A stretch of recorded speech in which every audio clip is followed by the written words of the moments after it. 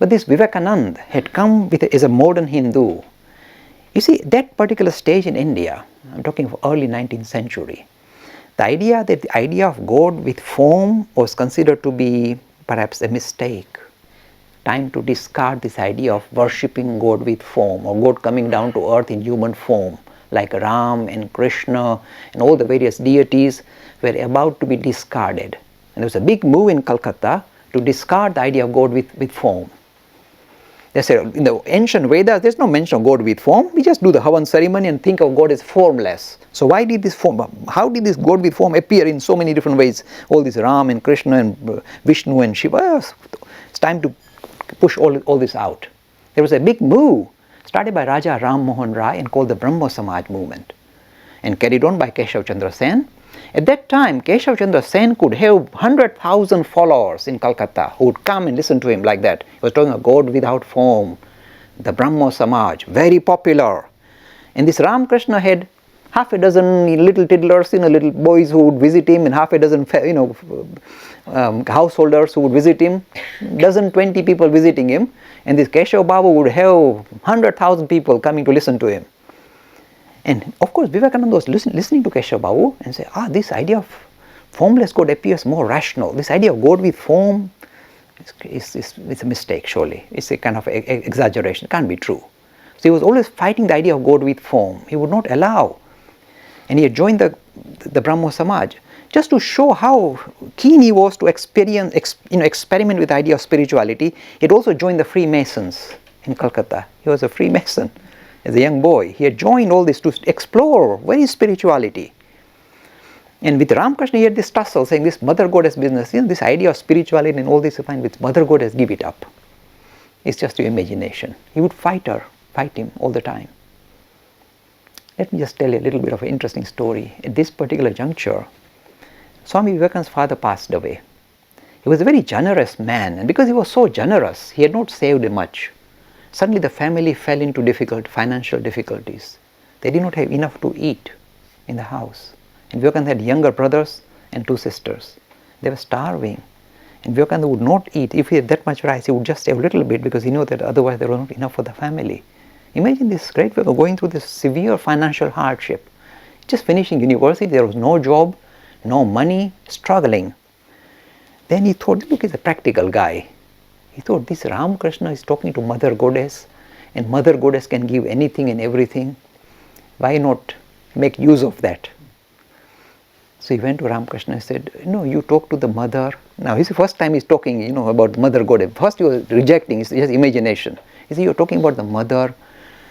Can you do me a favor? Can you tell her to look after my financial position? I'm in serious trouble. You see, if we are in distress, we do everything. So this Narendra, Vivekananda said, let me just, maybe this will work out and my distress will go away. He said, look, Ramakrishna, you talk to the Mother Goddess and tell him to sort out my finance. You see, my family is in trouble. This Ramakrishna was equal, you can see the Guru and Shishya are both very, very, very sharp. Ramakrishna, look, you don't believe in my Mother Goddess, why should I bother? You go and ask her. So why should I take the responsibility? You go. You want to ask? You ask. Why should I go? He was equally rude like that. And then he said, well, look, if you are desperate, you do a lot of things, weird things. And he was desperate. You see, family was starving. He was desperate. He said, okay. So Ramakrishna said, now, Mother Goddess will see you, like making an appointment, for him. Mother will see you very late night. You come on Saturday, Tuesday and Saturday are auspicious for Mother Goddess. Come very late, and she'll be waiting for you inside the temple. You can go and see her, and ask anything you want. So Narendra said, these are his words, and because this all recounted. So he said in his own word, he said, well, I said, I'm so desperate, and with a heavy heart, I went at night. There were little oil lamps burning in the temple garden, and he said, I went in, and Ramakrishna said, go, she's waiting. And he said, I started to go inside the temple.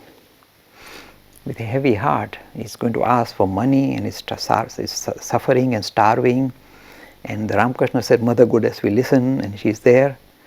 These are his words. He said, as I walked in, the hair on my body started to stand up.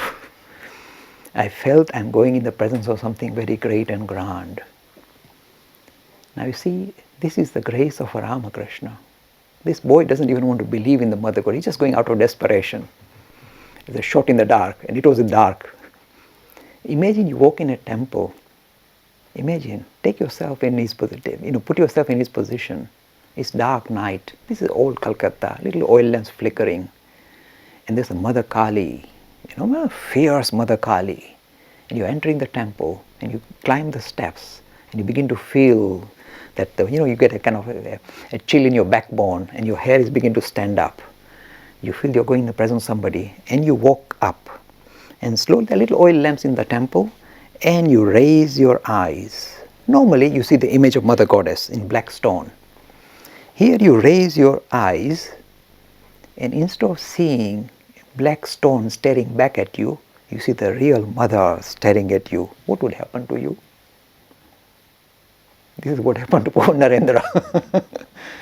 He said, the moment I looked up, I saw, oh dear, I am in front of the Mother Goddess. The Mother of the universe is standing and smiling in front of me. He said, I was overwhelmed with tears of joy flowing. Imagine, this is what happened. Your fuses will blow. He said, I saw her with flowing eyes. I saw the Mother of the universe standing in front of me. I bowed down again and again. Then I came out of the temple and I went to Ramakrishna's room. He was waiting, smiling. I said, oh, thank you. Today I saw the Mother of the universe. I saw her, said Narendra. Ramakrishna, very good. Now, the reason why you went, do you remember why you went? You were supposed to ask for something. Did you ask for money? He said, When I saw her, I was so overwhelmed. I said, oh Mother, give me discrimination, Vivek. Give me vairagya, dispassion. Give me constant love at your feet. Make sure I never lose sight of your Mother. I kept asking that, and then I came out. And I'm like, look, you did not go for all that. This is terrible. What can I do? It's too late now. Because I was so overwhelmed, this is all I could ask for. It's, don't worry. Go again. She's still waiting. Narendra said, no, money. Let's go in. He went in. Again he looked. Again he bowed down again and again. Oh Mother, give me nothing but this passion and discrimination and love at thy feet. All this kind of drama, poetry flowing, with flowing eyes, came out again. Went to Ramakrishna. What happened? Look, I have great difficulty. It's like going to the king and asking for vegetables. When you go to a king, you don't ask for some minor trinkets.